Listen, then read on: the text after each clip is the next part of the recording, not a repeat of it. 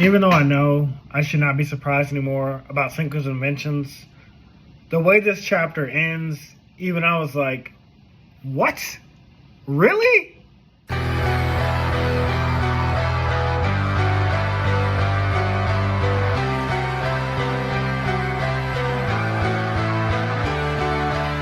Hey guys, welcome back to Everything Anime Podcast. I'm your host Shinry, here at the Everything Anime Podcast, talk about from anime, manga, video games, TV shows, other relevant topics we're talking about. Today's video is on Dr. Stone chapters 110 and 111. And man, are you in for a ride and a surprise if you're not caught up in Dr. Stone, or if you've just been following along my videos. So, when the chapter opens up, we've now recovered the lab, so we can finally make makeup to make Kohaku cute. Which, I mean, again, I'm not into chicks, I'm gay, but, I mean, it shouldn't look that bad, but the way he hilariously draws her face with these cat ears and, like, wild hair, it does make her look like this, like, primitive, kind of, like, caveman-like girl, which is hilarious because Senku calls her gorilla, but still pretty funny. The minister, what was his name? Ibarra. He's using his intense eyes to track down the strange beast, which is actually the automobile car, the mobile lab that Senku and the others are in, and they drove away. And Gen, thought 2 steps ahead of him. He's like, I know they're going to eventually track us down because, like, obviously the cars can create tracks. So Gen created, like, false tracks to kind of throw them off guard. But the minister Ibarra, he ain't giving up that easily. He's like, men spread out. I don't trust this thing. I don't know what this thing is. It's very strange. And the fact that he didn't know what a car is means he can't be the Y-Man, because I feel like the Y-Man is from the present. In my opinion, I think the Y-Man is from the present. So the fact that he doesn't know what this is, or maybe he could be playing stupid, I was like, he's not getting Y-Man material. Now, thankfully for our team, Princess Armaylis knows of a hidden grotto that only her people know about, so they're able to hide, like, the mobile lab inside of a cave, while Senku and the others, like, can recuperate and create makeup to make Kohaku beautiful for, like, this harem selection. And so they create makeup from, like, nothing more than, like, coconuts and basic simple things. It actually surprised me, it blew me away, like, how simple it is to make makeup. Again, Dr. Stone teaches you how to, like, do these things at home, which I think is very creative. Not that you should, but you could if you wanted to. And already the gags start. So we first start with her hair, which is a wild mess. It's when it's not tied up in, like, her bow, like, it just, like, comes out looking all crazy. So the first thing we obviously make is shampoo. So I was like, that's kind of cool. And then he follows it up with conditioner, which makes sense because, like, obviously in this time they wouldn't have shampoo and conditioner. They would just, however your hair looks is however your hair looks. Like, if it look good tied up like Kohaku's does, then it's okay. But when you take it off and it's all wild and crazy, they're like, well, this is called a bad hair day. Well, this is a normal hair day for us. We always have bad hair days here. Hilariously though, this gets Senku excited at creating makeup, which I know is just because he loves science, but still, just the fact that a guy is excited about creating makeup. Well, we know Senku, he's just excited because he's creating science, but I just thought it was, like, kind of funny that, like, Senku is so excited to make makeup. I'm like, yeah, it's pretty funny, but yeah, it is just because, obviously he loves crafting science. However, Kohaku was taking this seriously. She says that makeup and science will make her cute, then she will succeed. So Kohaku's like all in. She's like, yeah, I'm all for this. If makeup and science is going to make me cute, then let's do it. But the result, she comes out looking like the Joker. I wanted to say Harley Quinn, but Harley Quinn don't even look that bad. Like, Harley Quinn is kind of fine in like a psycho, but, badass girl kind of way, whereas Joker's just like fucking Joker. I arranged another early parole as soon as I heard about Gordon's testimonial. Pooh. It is to laugh, huh, Mr. J? I ask you, Harley, who's given more hours of amusement to the Gotham police force than me? No one, Mr. J. I deserve, nay, demand the right to honor our dear commissioner as well. Hear, hear!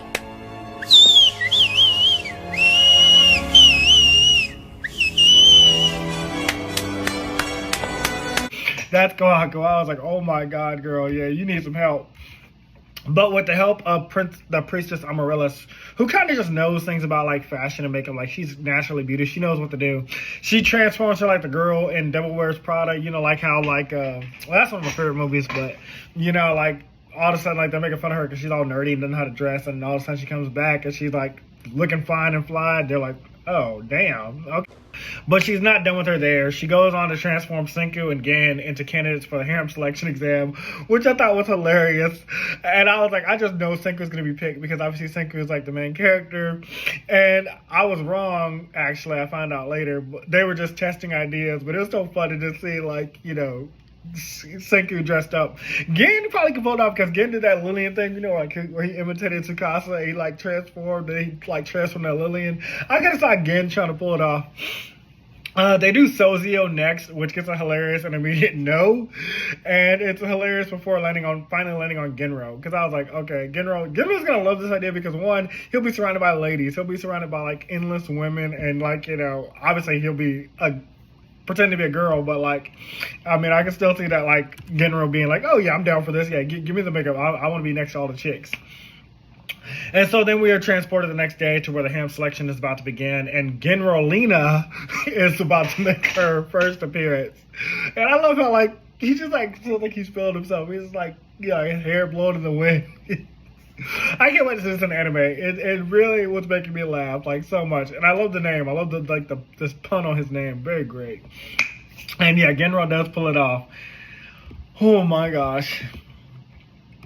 So when the following chapter opens up, Senku gives like I think it was Kohaku like a special earring that he says is going to help them succeed in taking on the Y-Man, but we're not told just yet.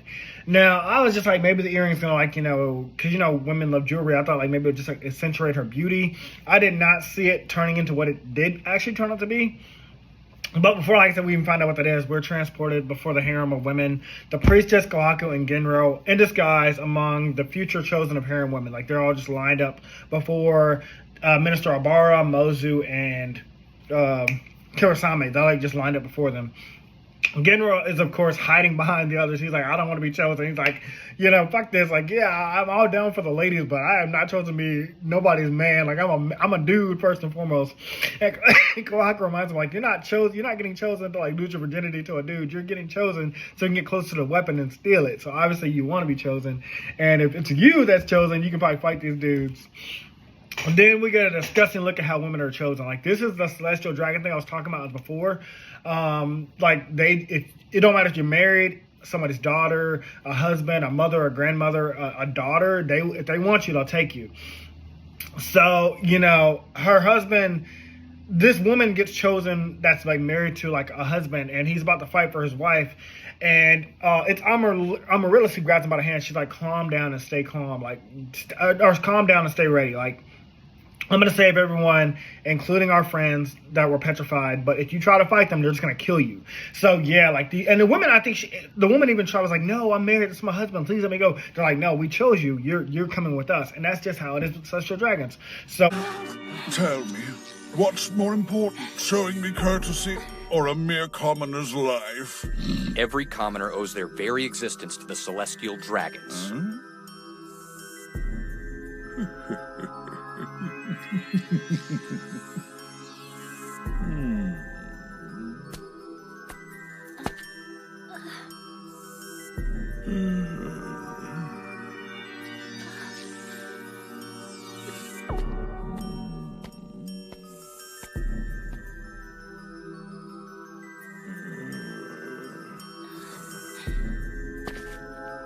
It's settled. I'm making you my new wife.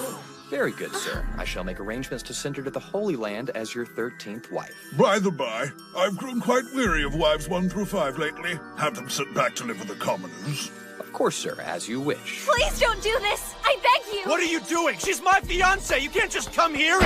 Oh! How dare you speak to me when you should be kneeling?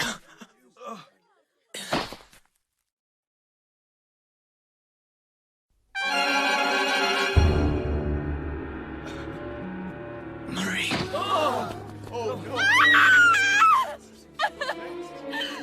You murderer! How could you? Somebody help him! Help him, please! He's going to die! Please! These celestial dragons are as wicked as the rumors say. What was that? You would have these people act out against me? Why I hate that. I hate that these guys are like the celestial dragons, but it makes them true villains. Now this panel where Armaylis did that though, I loved it because I was just like, it really shows that she can't be the Y woman. She is who she is. She's honest. She wants to protect her people. Armaylis, however, is finally chosen by a beefy man who Armaylis gets chosen, followed by a beefy mom who gets rejected in a quite humorous way to me. She's like, yeah, take me. I can't wait to be somebody's man. And they're like, no, pass on you. And I was like, oh my God, she wants to be chosen, but she's too buff. Very funny. Like, they want these petite women, like, no muscle women. But still very funny. And as Armaylis accepted, Genro and Kohaku are impressed by Armaylis' ploy. Like, she plays like dumb. Which we already know. She's not a con artist, but she's doing whatever she can to get closer to the Y-Man or the Master so that she can steal a weapon. That's her whole motivation. As they move on to Kohaku, she struggles to be a normal girl because she's more of a fighter, especially more than a lover. She's a fighter over a lover, but he still chooses her because she's easy in the eyes. He's like, oh yeah, you look pretty tough, you look pretty dangerous, but you know what, your eyes make you pretty sexy. You know, I'm gonna take you with me. He tries to grab her chest, and I already knew Kohaku was gonna retaliate.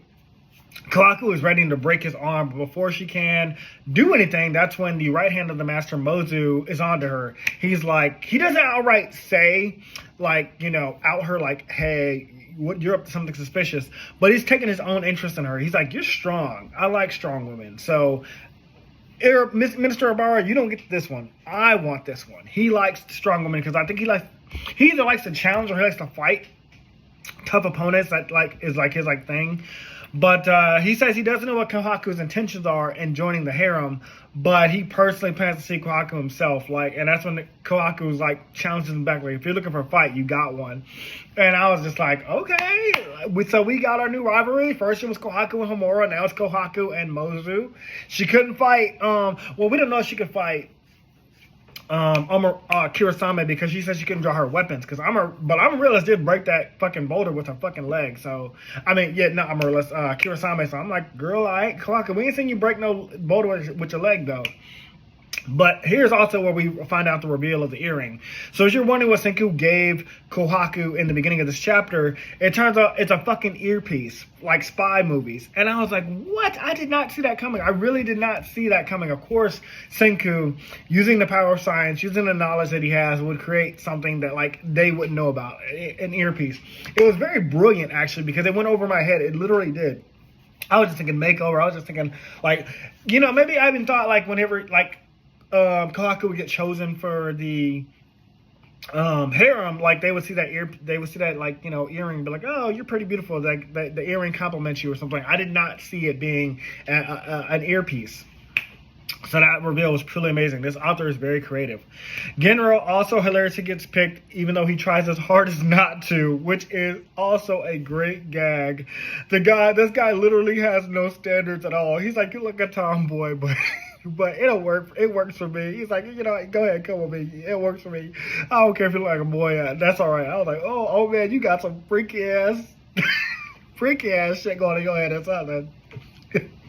Gen then tosses the earpiece to Kohaku to test if it's working, and he asks Kohaku to strike a cute pose. Because obviously they can't have her say yeah, I can hear you. So they're trying to communicate with her hey, show us you understand what we're saying. It's a one-way earpiece. To which, you guessed it, Kohaku is confused and strikes the most awkward pose possible. But it's okay, Kohaku, we love you. Even everybody else around her is like, what the hell is she doing? Why is she posing like that? She can't think of flipping her hair or something cute. She does the most random shit ever. Again, great gags in this anime. Great gags. Now, Senku summarizes that the one holding the weapon is the female warrior Kurosame. And she's even more formidable than Kohaku in combat, which we already know because, again, we saw her break a boulder with her fucking leg. She destroyed that thing, obliterated it. That boulder stood no chance. Thus, the only way to get their weapon on the hands is when it's in the sky. So, what they're planning is that when Kurosame throws that weapon in the air, because they don't want to get petrified themselves, so they throw it away from themselves. Like, that's the one time where we can capture it. Which, for some reason, made me wonder, were Homura and Hyoga petrified? We never saw their bodies. Like, everybody on the ship had a panel, but we did not see Homura and Hyoga. Were they captured? And if they were captured, why would they have gotten captured? Or did they escape the ship somehow?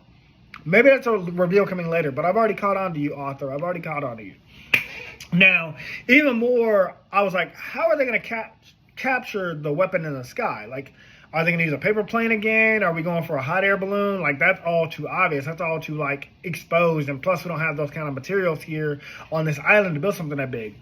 Nope. We are building a drone. When I read this part of the chapter, I was like, how?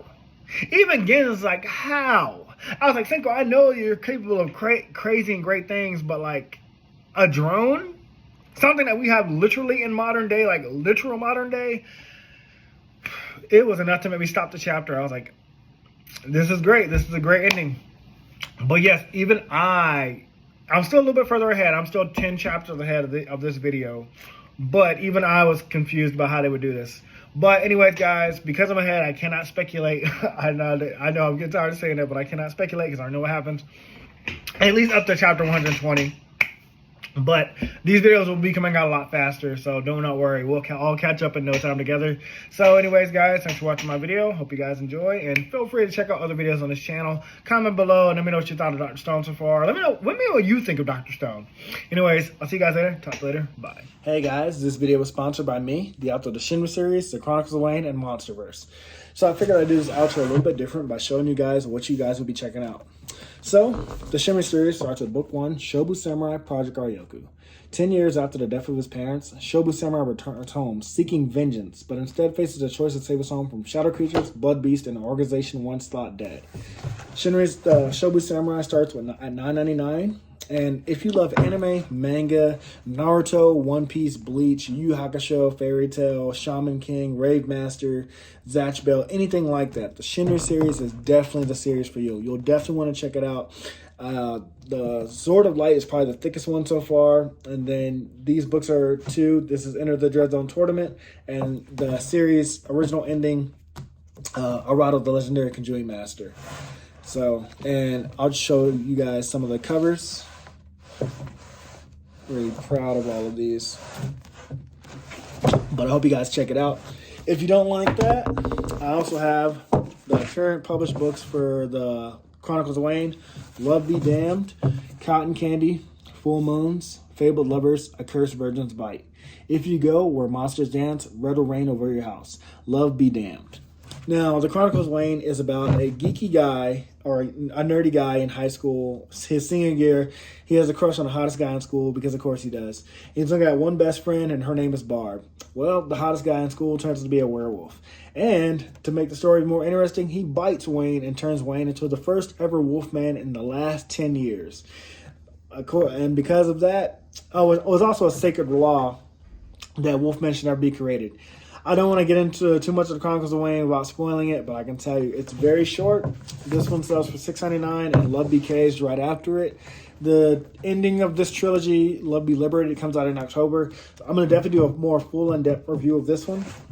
But yeah, it's an LGBT fantasy fiction story about werewolves, vampires, white witches, a dark warlock, and, well, many, many more surprises to come. So, if you guys like to read, I definitely recommend. These are all the books so far in the Shinry series, except for Shinry's Beginning. I do have that one, but it's just not here with me. But yeah, I appreciate a like, support, or just a review on Amazon. Either way, thank you guys for watching. I hope you guys have a great day.